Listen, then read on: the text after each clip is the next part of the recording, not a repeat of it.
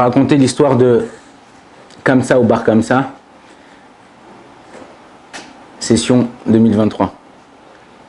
Alors, la Gemara nous rapporte dans Masechet Gittin une histoire qui a causé la destruction du Beth Amikdash. C'est l'histoire de Kamsa Bar Kamsa. C'est deux personnes. Un il s'appelle David et un il s'appelle Ben David. Ok? Et il y a un type, il a fait un mariage de son fils, 2 tables de 1000. Et il a invité, il a dit à son bedeau, vas-y, va inviter Ben David. Et lui, il a entendu David. Donc il est parti, il a invité David. Maintenant, il ne savait pas que David, c'était l'ennemi numéro 1 du papa du marié. Donc celui-là qui est parti inviter. Il est arrivé, 1000 personnes, 2000 personnes dans la salle. Et tout d'un coup, il fait le tour des invités, il fait des photos et tout sur chaque table. Et il voit son ennemi. Il va le voir, il me dit, moi, qu'est-ce que tu fais là, toi? Vas-y, prends des affaires, casse-toi. Il dit, quoi? Il dit, mais tu m'as invité, il dit, non, il y a une erreur. Prends tes affaires, casse-toi. Alors il vient dans l'oreille, il dit, s'il te plaît, ne me fais pas honte. C'est con, c'est 100 € la part, je te paye ma part, laisse-moi ici. Il dit, non, tu prends tes affaires et tu te casses. Alors, il dit, bon, écoute, regarde, ne me fais pas honte en public. Non, il y avait des rabbinim, des hommes, des femmes, tout le beau monde. Il dit, regarde, t'as combien? T'as 2000 invités? 1000. Moi 1000, je te paye, et toi 1000. Il dit, tu prends tes affaires, tu te casses. Il dit, écoute, ne me fais pas honte, s'il te plaît. Regarde, s'il te plaît, moi je te donne, je suis prêt à te donner toute la salle, c'est moi qui paye les 2000 invités, laisse-moi ici. Il dit, mais t'as pas compris ou quoi? Il attrape par la veste comme ça, et il fait sortir. Il fait sortir, lui il s'en va, il a eu honte devant tout le monde, prend un billet d'avion pour l'Allemagne, il arrive en Allemagne, il dit, je voudrais rencontrer Hitler. Il va, il rencontre Hitler, et il dit, ouais, qu'est-ce que tu veux? Il dit, voilà, regarde, les juifs, j'ai un système pour les raser. Il dit, quoi, mais non, laisse-moi tranquille, moi je m'occupe de mon pays et tout. Il dit, écoute-moi, si je te dis de faire quelque chose, tu fais comme je te dis, tu sors, t'es un champion. Il dit, mais non, André. David, il arrive à le convaincre, et Hitler, il sort, et il fait le massacre, il fait la Shoah. Des morts, des milliers, des centaines de milliers de morts, et il tue tout le monde. Maintenant, qu'est-ce qu'on va dire, nous? Quand tu lis une histoire comme ça, tu dis, purée, c'est un enfoiré ce David-là. Pour son kavod, il a été prêt à tuer, il faut l'exploser, il faut le tuer ce David-là. Ça, c'est comme nous, on réfléchit. Mais comment la Torah réfléchit, c'est pas comme ça. Akadosh Baruch Hu, quoi, il savait pas que ça allait se passer comme ça et que lui, il est parti. Il n'aurait pas Akadosh Baruch Hu pour faire un miracle et empêcher quelque chose et ne pas le faire tuer. Il faut savoir que quand il y a eu la destruction du temple, à Bétar, c'était une des villes qui avait des centaines de milliers de gens et des enfants.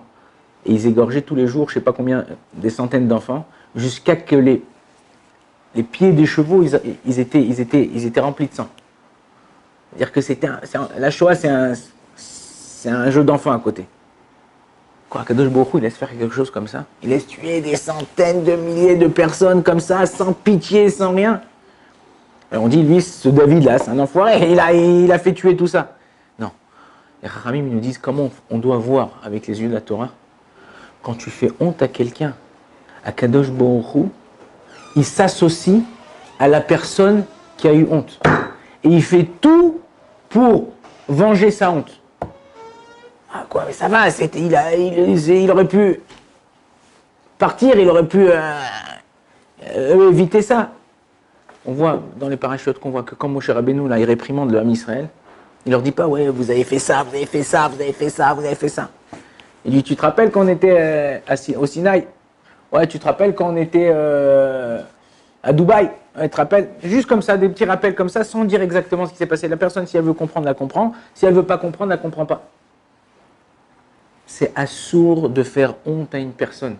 Quelqu'un qui fait honte à une personne, Akadosh Baruch Hu, il va s'associer avec la personne à qui on a fait honte et il ne lâchera pas la personne tant qu'il n'aura pas reçu la monnaie de sa pièce.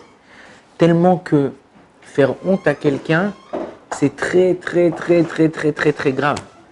La Gemara nous dit vaut mieux rentrer sa tête dans un four que faire honte à quelqu'un. Il y a des gens, ils se sauvaient, ils se mettaient en danger pour ne pas faire honte à des personnes, pour ne pas affronter une personne en sachant que s'ils allaient la rencontrer, elle allait avoir honte. Donc combien nous on doit faire attention pendant cette période?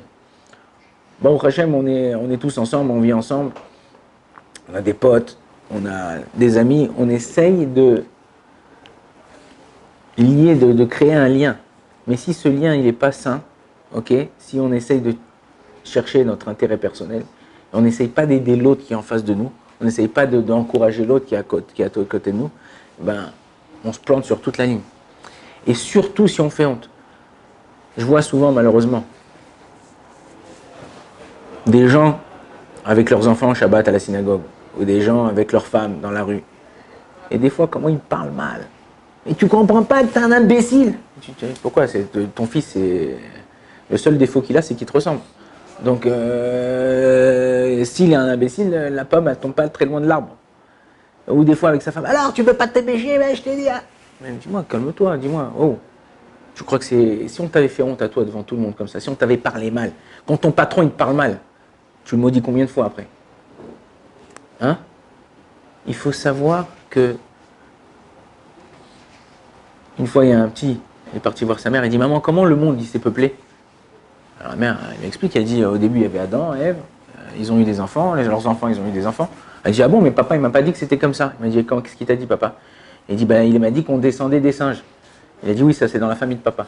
Alors il faut savoir que les gens qui nous côtoient, c'est des gens qu'Akadosh Baruch Hu il a mis devant nous pour pouvoir nous améliorer, pour pouvoir